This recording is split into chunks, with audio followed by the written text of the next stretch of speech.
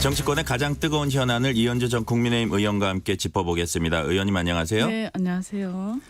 국민의힘 장제원 의원이 총선 불출마를 시사를 했습니다. 일부 그 지역 언론들하고는 불출마하겠다 이렇게 밝힌 것으로 방금 이제 속보도 뜨고는 했는데요.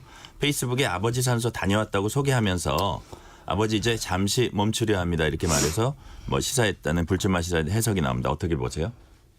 근데 여러 사람들이 지금까지 그분이 불출마를 해야 된다고 다 얘기를 하셨는데요. 하여튼 결국 하셨어요. 근데 네. 사실 지난번에 버스 매십 때 해가지고 세과시? 네네 그러면서 세과시하면서 어림도 없다 이런 태도를 보이셨잖아요. 그 사이에 어떤 신경의 변화가 왜 있었을까 좀 궁금하기도 하고 네. 뭔가가 어떤 얘기가 오갔을 텐데 그게 뭘지 그건 이제 여러 사람들이 이제 짐작하는 거니까요. 그래서 어떤 분들은 캐비넷 얘기를 하기도 하고 또 어떤 사람들은 어떤 또 다른 뭔가를 또 생각하는 게 있나 이런 얘기도 하지만 여하튼 며칠 전에 그 6개 의석밖에 안 된다 서울에서 이런 자체 판세 분석. 네네네 그런 얘기가 나오면서 하여간 뭔가 이렇게 기획이 돌아가고 있다 이런 느낌이 들죠. 네. 네. 그러니까 이번에 이제 총선 불출마 이제 시사한 요 시점이 또 혁신위원회가 중진들 험지 출마 요구하면서 활동 종료하는 바로 그날이 이제 어제였거든요. 네. 요 시점도 좀 묘해요. 네. 그러니까 이제 어차피 혁신위원회 얘기는 그 당시에는 안 받아들이셨잖아요. 그러니까 제 생각에는 대통령실이나 대통령이나 어떤 얘기가 있었던 게 아닐까 하는 짐작이 됩니다. 그냥 짐작이니까요. 네. 예. 그렇지만 여하튼 대표적인 이제 친윤 인사를 이제 분류가 되는 분이잖아요. 네. 그래서 장 의원의 불출마가 이른바 중진 친윤 인사 험지 출마에 물꼬를 틀 수 있을까 이런 그 관측도 나오거든요. 어떠세요? 네. 그거야 이제 사람들 또 대표적인 인사니까요. 이분이 이렇게 하는 걸 보고 좀 상징적인 그런 건 있겠죠. 근데 다른 분들이 같이 다 그렇게 하실까? 이제 굉장히 많지 않습니까? 그죠? 거기다가 저는 이 어떤 친윤 인사 이렇게 결국에는 왜 친윤 인사 또는 이제 실세들의 어떤 불출마를 선거 때마다 요구를 하냐면 이분들이 대통령을 등에 업고 또 나쁘게 얘기하면 좀 호가호위하기도 하고 그다음에 또 그렇게 해서 혜택도 직간접적으로 많이 받았기 때문에 이제는 내려놓을 때가 되지 않냐 이런 취지거든요. 그렇게 본다면 사실은 꼭 중진에만 해당되는 건 아니다. 저는 지난번에 전당대회 때 연판장을 돌리신 분들이 있어요. 근데 그때는 사실은 이게 민주적인 정당에서 이게 웬일이냐 많은 분들이 비판하셨고 그런 행태들은 어떻게 보면 이 중국의 문화혁명 때 홍위병에 해당되는 굉장히 전체주의적 행동이어서 굉장한 비난을 받았거든요. 사실 저는 이런 행동들이 사실 이게 이제 실세인 어떤 친윤 인사들이었기도 하지만 그때 굉장히 충격적인 이런 행동들로 인해서 국민들의 어떤 지지를 까먹은 거거든요. 그래서 저는 오히려 친윤 인사들 중에서 중진도 좋지만 그 사이에 친윤 인사라고 하면서 호가호위하면서 오바를 하고 굉장히 부적절한 행동들 민주적인 정당이나 또는 국회의원으로서 부적절한 행동들을 계속하면서 국민들한테 신뢰를 깎아먹은 사람들이 우선 저는 대상이 되어야 된다라고 생각을 합니다. 네. 반면에 이제 국민의힘 지도부 둘러싸고 이제 파열음이 터져 나왔어요. 김기현 대표가 혁신이 활동 종료와 관련해서 국민 눈높이에 안 맞는 모든 기득권 내려놓겠다 이렇게 밝혔는데 오히려 이제 하태경 의원 등 일부 의원들은 대표가 사퇴하라 이렇게 요구를 했습니다. 네. 기득권 내려놓겠다는데 오히려 사퇴 요구를 한 이유 무엇일까요? 근데 이제 사실 기득권 내려온다고 하는데 어떤 기득권을 말하는 건지 알 수가 없지 않습니까? 그래서 뭘 말하는 거야? 그래서 사실은 기득권을 내려놓는다고 했을 때 무엇인지 구체적으로 말씀을 하셔야 되고요. 그다음에 이제 어쨌든 계속 대표적으로 어쨌든 대표가 기득권 권한을 내려놔라라는 얘기가 계속 있어 왔는데요. 다만 이제 제가 볼 때는 내려놓겠나 하는 생각은 들어요. 다른 어떠한 압박, 그러니까 좀 나쁘게 보면 아까 말씀드린 것처럼 다들 추측이지만 어떤 캐비넷이든 뭐든 이런 게 적절한 건 아닙니다. 하지만 그런 압박이 없이 자신이 어떻게 보면 전당대회 때 대표가 되려고 나오고 또 실제로 굉장히 턱없이 낮은 지지율을 올려 이렇게 막 푸시를 해서 지지율을 올려주고 또 도와주고 해가지고 대표까지 만들어준 데는 대통령실의 책임이 굉장히 크단 말이에요. 근데 그 당시에 그렇게 하고서 지금 와가지고 물러나라라고 할 때 이분 물러날까? 저는 좀 의문이에요. 그래서 그냥 정상적인 방식으로는 물러나지 않을 것이다라고 생각을 하고요. 또 이것이 그동안에 굉장히 김기현 대표 문제가 많다라고 하고 물러나라라고 비판하면서 저도 그 비판한 사람 중에 한 사람이지만 그런데 이게 중요한 건 뭐냐. 그냥 물러나는 게 능사가 아니고요. 왜 물러나는지를 얘기를 해야 되고 잘못한 것을 얘기를 해야 되고 그다음에 이 물러난 다음에 어떻게 되는 것인지에 대해서도 국민들이 볼 때 이게 더 나은 방식으로 가는구나. 그게 아니라 물러났지만 결국 똑같은 방식으로 결국은 용산이라든가 이 어떤 실권을 가진 사람들의 어떤 그 공천을 뒷받침하기 위해서 자리를 피해주는 것에 불과하다고 한다면 그것은 물러난다 하더라도 혁신에 따른 기대, 국민들의 지지가 오지 않을 겁니다. 그래서 저는 본질에 대해서 우리가 봐야 된다. 왜 혁신을 하는 건지, 혁신한 다음에 어떻게 되는 것인지. 자칫 잘못하면 이것이 그냥 결국 내부적인 권력 투쟁으로 그냥 끝날 가능성이 굉장히 많습니다. 물러난다 하더라도요. 네. 네. 그 김병민 물러나고 최고위원이 내가 들어가 있다 이런 식의 얘기들이 네. 돼버리는 거죠. 네네. 네. 김병민 최고위원이 이제 김기현 대표 면전에서 여기 있는 누가 혁신위의 희생에 대한 요구에 대체 답을 내놓았습니까? 이렇게 강하게 이제 비판을 했고 반면에 이제 박정아 수석 대변인 같은 사람들은 오히려 그 사퇴론을 꺼낸 하태경 서병수 의원에 대해 그분들 먼저 희생하는 모습 보여야 하는 거 아니냐. 그리고 이제 당이 변화 혁신해야 하는 건 맞지만 지금이 이것들을 다 발표할 타이밍인지는 동의 못한다 이렇게 말했어요. 어떻게 보세요? 뭐 그런 분들이 먼저 희생하는 모습을 보여야 한다. 네. 이런 얘기는 저는 그런 얘기 하실 수 있다고 생각을 해요.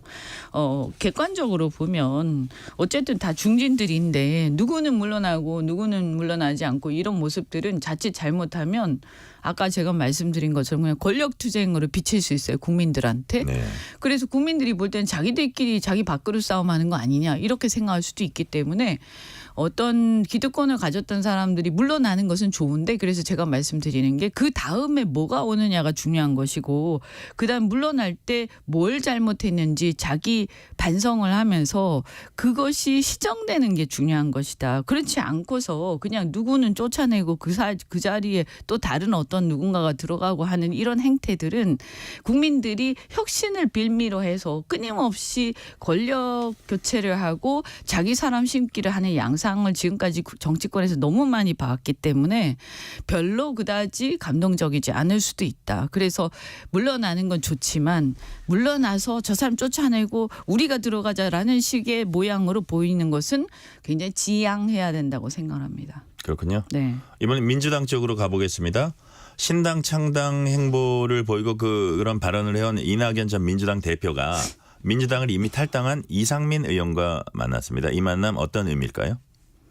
뭐 그냥 뭐 신당 창당 하실지 모르겠지만 하실 걸로 보이네요. 그죠? 그래서 이상민 의원은 이제 그 전에 이제 탈당을 미리 하셔가지고 사실은 다시 돌아가실 수는 없는 거니까 그러면 국민의힘을 가든 아니면 신당을 가든 어떤 신당이 뭐 어떤 신당일지 모르겠지만 이렇게 이제 아니면 무소속을 나가든 뭐 이렇게 되는 건데요. 그런 면에서 이상민 의원하고 만나서 뭐 신당에 참여를 했으면 좋겠다 뭐 이런 제안을 하셨을 수도 있고요. 당연히 예상되는 수순으로 가는 것 같다. 그런데 이제 그러면 이낙연 대표도 민주당의 전 대표시잖아요. 그러면 저는 탈당을 하고 신당 창당을 하실 거면 분명하게 얘기를 하셔야 된다고 생각을 합니다. 그것은 뭐 이준석 대표도 마찬가지고요. 신당 창당을 하면 하는 것이지 제가 이렇게 볼 때 탈당과 신당 창당은요 해야 하는 것이거든요. 말을 아무리 많이 해도 그날 아침에 생각이 달라지는 경우도 너무 많이 봤기 때문에 행동이 중요하다. 네, 그래서 행동을 해야 사람들이 믿지. 그러지 않으면 자꾸 연기만 이렇게 구름만 계속 뭉게뭉게 피우는 것은 한두 번 정도는 괜찮은데 자꾸 하면 사람들이 이게 무책임하다는 생각할 수가 있습니다. 그래서 이 너무 이제 자꾸 하시면 이것은 이 그동안 그래도 대선 경선까지 나가셨던 분으로서 도리가 아니다. 국민들한테 이런 생각이 듭니다. 그 회동이 끝난 뒤에 이상민 의원이 정치 세력화를 이제 거론을 했습니다. 네. 그래서 이제 반 이재명 연대가 구체화되느냐 이런 데 막 관심이 쏠린다는 얘기도 있는데 어떻게 보세요? 근데 반 이재명 연대는요, 이재명 대표에 대해서 이렇게 그 비호감도 크긴 하죠. 그런데 지금은 이재명 대표는 야당의 대표이고요. 총선이라는 것은 기본적으로 정권 심판의 성격, 중간 평가의 성격을 갖고 있기 때문에 지금 보면 윤석열 대통령에 대한 긍정평가, 부정평가의 비율을 보면 부정평가가 훨씬 많지 않습니까? 그러면 이런 상태에서 과연 그 야당 대표 심판론 이런 거를 가지고 들고 나왔을 때 이게 신당의 어떤 그 존립 근거가 충분히 마련될 수 있을까 조금 우려가 되고요. 이건 뭐 제가 관여할 바는 아니지만, 그리고 제가 생각할 땐 그래요. 만약에 이재명 대표가 너무너무 싫어서 민주당에 못 있겠다. 그래서 나와서 신당을 창당을 하는데 이재명 대표를 반대하는 신당을 창당한다. 근데 이것은 국회로 가는 총선이다. 국회라는 것은 행정부를 견제하는 게 기본적인 본질적인 업무인데요. 그렇다면 행정부라는 건 수장이 지금 어쨌든 윤석열 대통령이 이재명 대표 아니지 않습니까? 그렇기 때문에 이렇게 됐을 때는 어떻게 되냐면 그럼 차라리 국민의힘을 들어가지. 왜 밖에서 야당을 하느냐. 야당이라는 것은 온건 야당도 있고 강경 야당도 있을 수 있지만 기본적으로는 반윤이거든요. 그래서 야당을 하는데 그 반윤이 아니고 반이다. 그럼 뭐지? 그럼 이것은 제가 볼 때 표가 결집이 안 될 겁니다. 네. 그렇게 보시는 네네. 거죠? 반면에 이제 김민석 의원 이 시대 과제가 뭔지 모르는 전형적 사쿠라다 이렇게 원색적으로 이제 비난을 했어요. 사쿠라는 이제 변절, 야합 이런 거를 이제 해석이 되잖아요. 네. 고민정 의원은 이낙연 전 대표가 총선 패배를 위해서 안간힘을 쓰고 있다 이렇게 비난을 했습니다. 이런 반박들 어떻게 평가하세요? 뭐 좋게 볼 수는 없겠죠. 그 당 내부에서는요. 그런데 사쿠라 이런 표현은 너무한 것 같고, 저는 아니 싫으면 나갈 수 있는 거지. 그리고 자기가 가고 싶은 길을 가면 됩니다. 그리고 그 결과에 대해서 자기가 책임지는 거 아닙니까? 그래서 우리가 정치를 하면서 다른 사람의 선택에 대해서, 다른 사람의 자유의지에 따른 선택에 대해서 너무 심하게 비난하거나 인신공격하는 것은 적절치 않다. 다만 이제 왜 그러느냐, 안타깝다 이런 얘기는 할 수 있겠죠. 그죠? 그리고 우리 당이 만약에 민주당 입장에서 민주당이 뭐가 문제였는지 자성해 보겠다라든가, 저는 그런 태도가 바람직하다. 국민들이 볼 때도 그래야 비판하고 나오는 사람의 목소리도 힘이 없어진다. 이런 말씀 드리고 싶고요. 어쨌든 나오신 분들은 저는 구도는 우리나라는 어쨌든 대통령제이기 때문에 현직 대통령에 대한 긍정과 부정으로 큰 세력이 나뉘어서 총선을 치를 수밖에 없고, 그런 상태에서 야당을 할 것이면 야당을 하는 것이고 여당을 할 것이면 여당을 하는 거기 때문에 여 성향의 야당이라는 것은 존재하기가 굉장히 어렵다. 그래서 그럴 거면 국민의힘을 임에 들어오는 게 맞다. 예, 그런 생각이 듭니다. 이번에는 제3지대로 한번 가볼게요. 금태섭 전 의원과 정의당 류호정 의원이 함께 창당 선언한 새로운 선택이 남녀 모두 병역 의무 이행하자 이런 제안을 했어요. 한국 사회 젠더 갈등 해결책으로 병역에서부터 가사까지 성평등 추진하겠다 이런 취지라고 하는데요. 이런 제안 어떻게 보세요? 이 당의 정체성은 그러니까 주안점을 젠더 문제로 보고 있는 것 같구나 하는 생각이 들어요. 왜냐하면 류호정 의원도 페미니스트인 걸로 저는 알고 있고요. 그다음에 금태섭 의원도 남성 의원이시지만 상당한 페미니스트시고, 또 그전에 보면 동성애 문제에 굉장히 아주 깊은 관심을 가지고 퀴어 축제 같은 데도 직접 참여를 하시고 그랬던 걸로 알고 있어요. 그래서 이런 것을 그러니까 좀 넓게 보면 소수자 문제, 그래서 이런 특히 페미니스트 문제, 여성 문제 이런 이런 거에 근데 남녀 평등, 젠더 문제 이런 거에 당의 정체성 주안점을 두고 가는 모양이다. 그래서 이 당은 아예 그렇게 가기로 한 모양인데 근데 저는 뭐 그건 그들이 판단할 문제고 그것을 가지고 총선에서 평가를 받으시면 되겠죠. 근데 제가 볼 때는 뭐 제가 조언을 한다면 대한민국은 아직은 미국이라든가 다른 나라처럼 이렇게 젠더 문제가 전면적인 중요하긴 하지만 이것이 어떤 전면적인 이슈가 되기는 좀 어렵지 않느냐. 왜냐하면 아직까지 우리는 이게 민생이라든가 너무나 심각하고 치열한 이슈들이 너무 많기 때문에 여기까지 이것이 중요한 의제가 중요하긴 하지만 제1의제로 나오기 굉장히 어렵고요.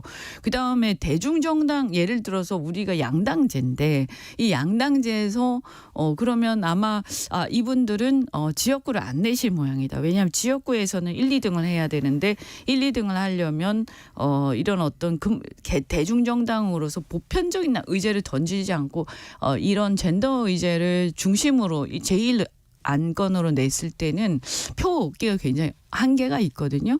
그래서 아마 그런 비례 정당을 하신 모양인데 이것이 그러면 이제 향후에 뭐 의미 있는 얘기긴 합니다만 이제 뭔가 이렇게 선거에서 큰 영향을 미치기 어렵지 않겠나 이런 생각이 듭니다. 그렇게 보시는군요. 네. 이렇게 두 사람이 이제 신당 창당 발표한 데 대해서 정의당에서는 이제 그 류 의원을 강력히 비난했어요. 배신 정치다, 꼼수 정치다. 어떻게 보세요? 그건 이제 히스토리가 있어요. 정의당이 지난 총선에서 정의당은 그 비례대표를 이제 순번을 정할 때 투표를 하거든요. 그것은 정말 사실 굉장히 민주적인 방식이죠. 그건 저는 높게 평가를 하는데 지난 총선 때 어떤 일이 있었냐면 아마 그 1등을 하신 분이 신장식 변호사였던 것 같고요. 네. 이 류호정 의원은 사실은 거기에 현저히 못 미치는 아주 차이가 크게 나는 그 득표를 얻었는데 원래는 될 수가 없는 거였죠. 그런데 이분을 갖다가 어떤 그 무슨 여성인가 뭐 어떤 그걸로 인해서 그 특별히 1번, 2번 준다 뭐 이런 식의 어떤 제도를 바꿈으로써 그냥 말하자면 될 수 없는데 만들어 준 거나 마찬가지의 상황이 온 거예요. 그래서 이것은 이제 저도 정의당에서 들은 거니까. 그런데 이분들이 이제 그래서 상당한 특혜를 받았다고 생각하는 거죠. 네. 그런데 그러고 나서 정의당은 굉장히 많은 내부적 혼란에 부딪혔는데 그리고 나서 지금 이제 이렇게 하니까 그러면 당이 이렇게 됐는데 상당한 책임이 있는 사람이 지금 갑자기 내볼라라 하면서 저쪽으로 가는 게 그래서 갑자기 신당하겠다라고 하는 게 당은 지금 망가진 뭐 죄송합니다. 정의당은 지금 상당히 지금 어려운 상태에 빠져 있죠. 그러니까 정의당 사람들이 봤을 때는 굉장히 아마 비판을 하지 않겠나 저도 그런 얘기를 많이 들었고요. 네. 근데 본인이 다 감수하고 하겠다라고 하는 거 아니겠어요? 그러니까 네. 뭐 평가 받으시면 되죠. 여기까지 네. 듣겠습니다. 이현주 저 국민의힘 의원이었습니다. 네, 감사합니다. 고맙습니다.